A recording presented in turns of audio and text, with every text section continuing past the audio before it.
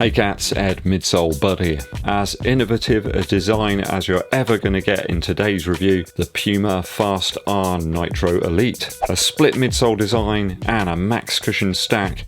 How does it shape up against the existing super shoe contenders? I mean, have you ever seen anything like that?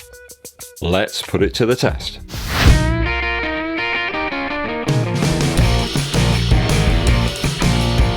Welcome back to the channel, people. Thanks for tuning in. It is always appreciated. Help the channel out to continue to grow by hitting that subscribe button down below if you haven't done so already. Also, make sure you hit that bell as well for notifications of when I roll out those new videos for you. Give this video a thumbs up, like, and share it with your running buddies too. If you've got a specific question on today's review, make sure you hit me up with a super thanks down below. It really helps support the channel on a more ad hoc basis. Puma have fired this shoe over to me for review, but they're not vetting my views before my valued viewers. Lots of stats to dip into here with this amazingly coloured shoe. Up on Puma's website it did mention a 0 heel to toe drop, but that isn't the case. I've got about 37mm of stack height in the heel here and about 30 in the forefoot, so by no means is it one of the most maximally stacked shoes that I've tested out, but there's certainly a lot of cushion there. In my UK size 11, which is a US size 12, these clock in at 259 grams, so that's about 9.1 ounces. So that's pretty comparable to some of the top line race shoes,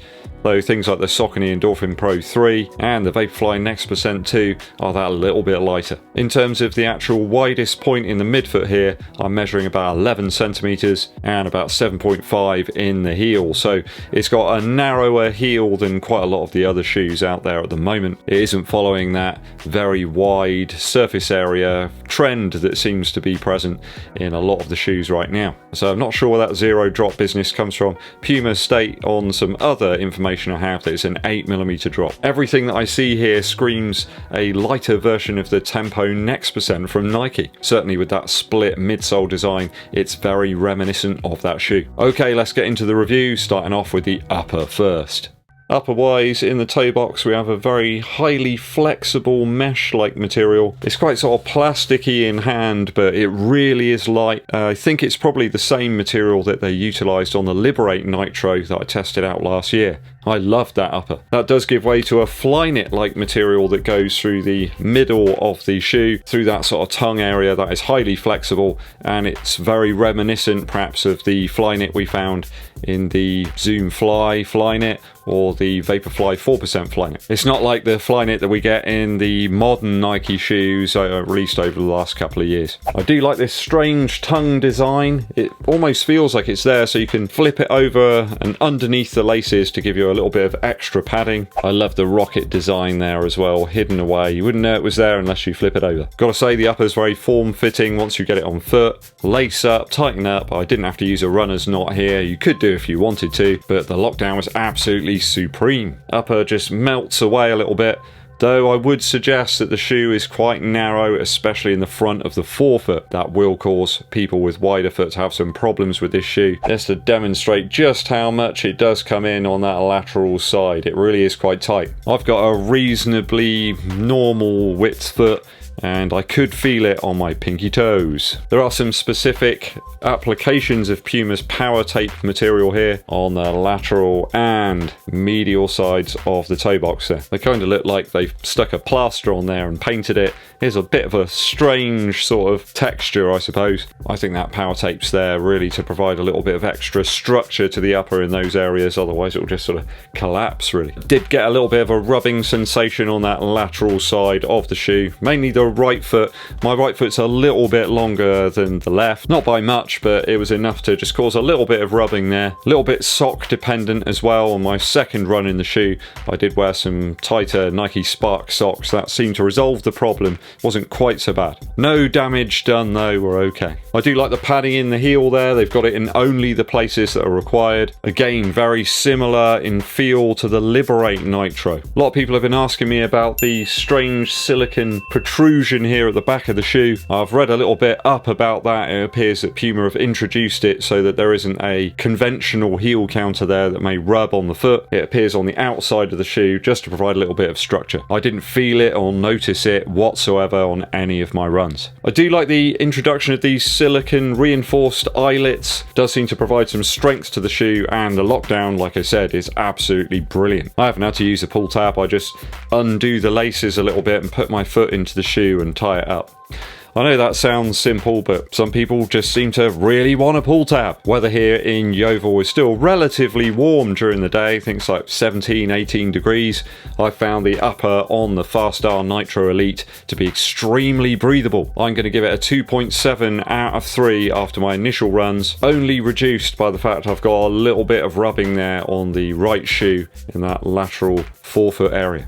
Midsole now. So midsole wise, my suspicions of a similarity here between the FAST-R Nitro Elite and the Tempo Next Percent were absolutely valid. That more dense EVA here in the back of the shoe and that very springy Nitro Elite foam in the forefoot, it's very similar to the Tempo Next Percent. Not perhaps quite as aggressive because we don't have those air pods in the forefoot, but it's certainly a shoe that urges me to run a lot faster than I probably should have been as I'm slowly coming back and getting a little fitness back, getting some miles in. I couldn't help myself. I just wanted to run fast, and I did. I found that EVA section at the back of the shoe is creasing up quite a bit already, even after about 10 miles, though it does really stabilize the ride of the shoe quite a lot. This isn't one of those super shoes where it feels really mushy in the heel. It's a little bit firmer, and I found that it really smooths out your stride. I mean, it's not like wildly dense back there by any means. It's not like a rock or anything. It's got a similar texture to the foam that we found in that Adidas Adistar. I think it was called the Repetitor foam or something. Obviously, holding that heel to the midfoot, forefoot section of the shoe is that power plate, and literally it is completely exposed there. There's space above it too, and your foot literally rests upon the insole of the shoe. You can pretty much stick your finger right through there. It's got a slightly serrated feel to it. It's not just a completely flat plate. I have to say this shoe feels really special at pace for me, though not exactly what I thought it was going to be. I assumed that this would be like a marathon type shoe. For me, it certainly isn't. I feel it works better at 5, 10k or half marathon pace. I think where you're putting in some extra effort there, you get a lot more back. I threw in some half-mile intervals at half marathon pace, and then a few 400-meter intervals too on my other run at 5k and 10k pace. And it was really exciting to run. Nimble, engaging, and very assured sort of feeling underfoot. It kind of feels like you're in control of the shoe as opposed to some of the other super shoes where it feels like they're controlling you a little bit. Doesn't feel mushy, doesn't feel overly compressive, just exciting. I think if you're a little bit more aggressive with the shoe, it does tend to feel a little bit better. Don't think it's really a cruising shoe, though I have to say at a range of paces it felt very comfortable. I think perhaps it would lack the cushion in the heel there that I would want if I was going to run a full marathon, but for the faster paced races of 5k through to the half marathon, oh yes. With that firmer foam in the heel there, you might suggest that the shoes are a little clunky. I didn't really find that at all on those recoveries in between the intervals. Just felt nice and smooth. I think a few super shoes feel a little bit too rigid perhaps for that type of usage, but this isn't really one of those. Let's not forget that speed is always relative to the runner, isn't it? My sort of top end pace might be somebody else's 10k or half marathon pace. For other people, my slower paces might be their race pace, so we always have to consider that. I'm just talking from my experiences in the shoes so far and how it's felt to me. I do prefer my shoes, certainly in terms of the midsole, to have a narrower heel. As such, the FAST-R Nitro Elite really does work well for me. I think some of you perhaps will want a little bit more cushion there back in the heel rather than the EVA blend that we've got here. So maybe they'll develop this design further in the future. We will see. So far though, after my initial runs, I'm going to give it a 2.8 out of 3 for the midsole. Outsole now. So apparently this is a light version of the Puma grip rubber, and interesting to see that the early versions of this shoe that were sent out to some YouTubers and reviewers is actually different. They've switched the outsole up. I've got to say it might be the light version of the Puma grip rubber, but there's nothing light about the performance. Tremendous traction here, unmatched by anything that I've tried out this year. Cornering's actually really engaging, it's exciting. I actually looked forward to coming into some bends and some corners because the first few I went through were so good. You can power into the corners here and the shoe just seems to grip like glue to the floor. You can really put a lot of effort going through some corners, so could be absolutely ideal for some fast racing. Can sort of like go into the turns with confidence, and that isn't always the case with some super shoes.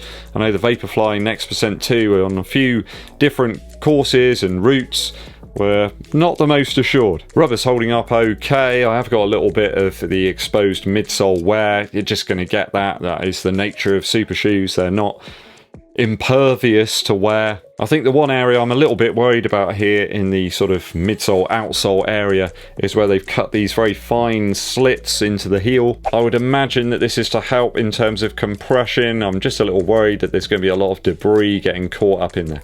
I have got a load of debris wedged into the holes in the mid to forefoot section and also in those smaller holes back here in the heel rubber. Par for the course there. I'm going to have to try and ease out some of that mud and dirt and some of the stones. I did get a couple of stirways in here which had to be prized out. It was quite tough work getting them out of there actually. Obviously it's aimed at being a road racing shoe, but how many courses in the UK are completely free of any debris on the ground? Very few. That's just something to bear in mind if you're thinking about picking up the shoe. I am loving the Puma grip here though, and I'm prepared to attack this one with my jeweler's screwdriver to get any stones out. I just love the underfoot connection that you've got here. It really is amongst some of the best I've tried out ever. Puma demonstrating the right way to craft an outsole for a running shoe. I'm going to give it a 2.9 out of 3 for the outsole after my initial runs. We've got to talk value now. So value-wise, 220 earth credits for this one. That's a heavy price to pay for a reasonably light shoe. It's up there with the Vaporfly Next% 2s of the world, the Saucony Endorphin Pro 3s, and bang on with the Adios Pro 3 as well. I must get around to testing that shoe out sometime. I have to say the quality of this shoe out the box is fantastic. It really does put Nike to shame.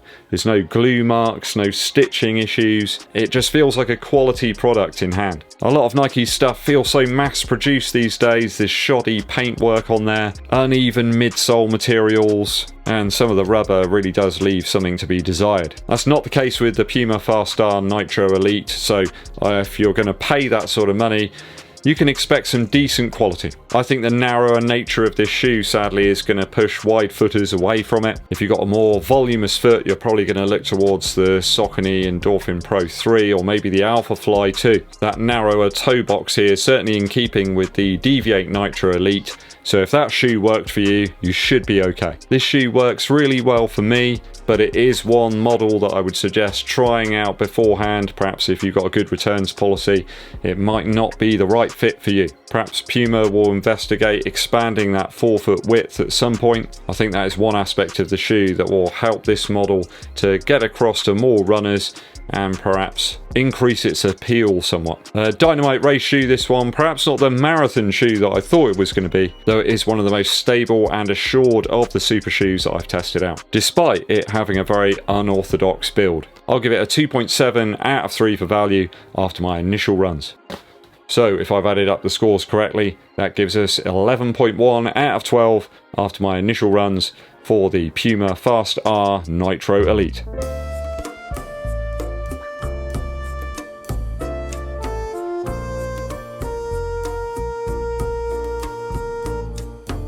Really enjoying this one so far, guys, and I think it looks aesthetically beautiful as well. It certainly does stand out. I haven't tested it for sort of luminous properties yet, but I've heard this is part of a new energy saving type of shoe.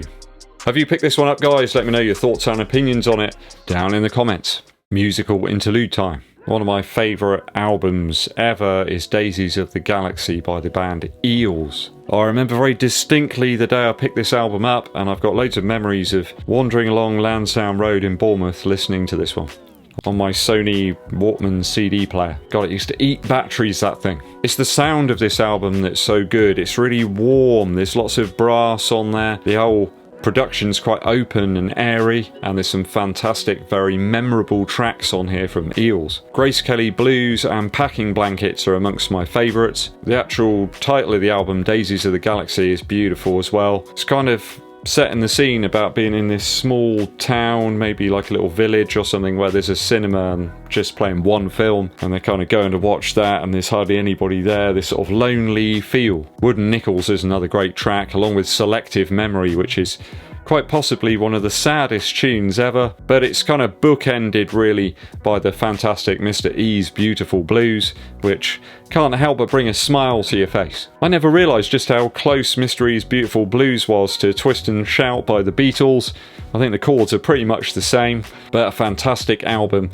You see the front cover of it, it looks like a children's book or something. I think there was some big issues at the time with the US government getting quite upset with E, saying he was trying to sell an album that had, you know, foul language and stuff in it to kids and stuff. It's just bizarre, like when you look at it now, like 20 years later or something. There's a lot of other terrible things in the world, much worse than the Eels. Go and check it out, guys. Daisies of the Galaxy by Eels. Thanks for tuning in, people. Hope you enjoyed today's video. If you're enjoying the channel or you haven't done so yet, hit that subscribe button and click the bell below for notifications when I launch those new videos for you. It really helps the channel to grow as well if you give this video a thumbs up like and also share it with your running buddies. My name's Eddbud and I'll be seeing you